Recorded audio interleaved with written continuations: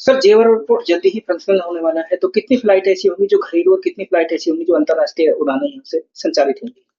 देखिए, जो Noida international airport जेवर है, उसके लिए हम लोगों ने अ, 1 अक्टूबर को यहाँ पर मीटिंग की थी और फ्लाइट शेड्यूलिंग उसको बोलते हैं, जो कि एक मैंडेटरी प्रोविजन होता है किसी भी एयरपोर्ट के शुरू होने से पहले। तो एडा के ऑफिस में उसकी मीटिंग हुई थी। उसमें एआई के लोग, डीजीसीए के लोग, यापल के लोग और सारे विभागों के लोग वहाँ मौजूद थे और यह तय पाया गया कि फ्लाइट शेड्यूल अभी कर दिया जाए, कब क्या काम होगा। उसके अनुसार जो कैलिब्रेशन था वो लगातार 15 अक्टूबर से 18 अक्टूबर तक कैलिब्रेशन की फ्लाइट्स थी। वो फ्लाइट सभी आ गई, कैलिब्रेशन हो गया और साथ ही साथ जो लैंडिंग सिस्टम है, इंस्ट्रूमेंट लैंडिंग सिस्टम आईएलएस बोलते हैं, उस पे उसका अप्रूवल डीजीसीए देता है कि आपके लैंडिंग के लिए सारे इक्विपमेंट सही काम कर रहे हैं और जो रनवे की लंबाई है लगभग 4 किलोमीटर है, 3950 मीटर लंबा रनवे है। इस मैक्सिमम लंबाई यही होती है, 4 किलोमीटर लंबा रनवे है।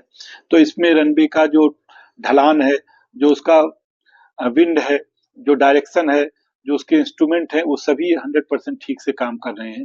तो ये लगातार 4-5 दिन कैलिब्रेशन फ्लाइट्स आई और ये फ्लाइट्स फिर डीजीसीए में सबमिट की गई, उनके डिटेल्स, उनके डाटा सबमिट किए गए और उसका अप्रूवल प्राप्त हो गया हमको। तो कैलिब्रेशन सक्सेसफुल रहा और एक चरण पूरा हो गया। अब दूसरे चरण में 15 नवंबर से 15 दिसंबर तक प्रतिदिन जो एयरलाइंस हैं, जो अभी आकाशा और इंडिगो जिनके साथ हमारे एग्रीमेंट हुए हैं, एयर इंडिया के साथ भी एग्रीमेंट हो रहा है, साथ ही साथ एयरपोर्ट अथॉरिटी के अपने छोटे जहाज हैं, ये सब लगातार रोज उड़ान भरेंगे, रोज लैंडिंग करेंगे और लगातार 1 माह तक ये लैंडिंग की प्रक्रिया, टेस्टिंग की प्रक्रिया चलेगी और 1 महीने का डाटा फिर अपलोड किया जाएगा और डीजीसीए की वेबसाइट पे बहुत ही वॉल्यूमिनस डाटा होता है, बड़ा डाटा हो। 1 महीने में जितनी फ्लाइट उतरी, जितनी टेक ऑफ की, उसके सारे डाटा अपलोड होते हैं। फिर डीजीसीए से एरोड्रोम लाइसेंसिंग मांगा जाता है कि एयरपोर्ट का लाइसेंस दिया जाए।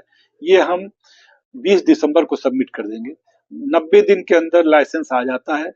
मोटा मोटी मानिए कि 20 मार्च के पहले ये लाइसेंस आ जाएगा या मैक्सिमम 20 मार्च तक आ जाएगा।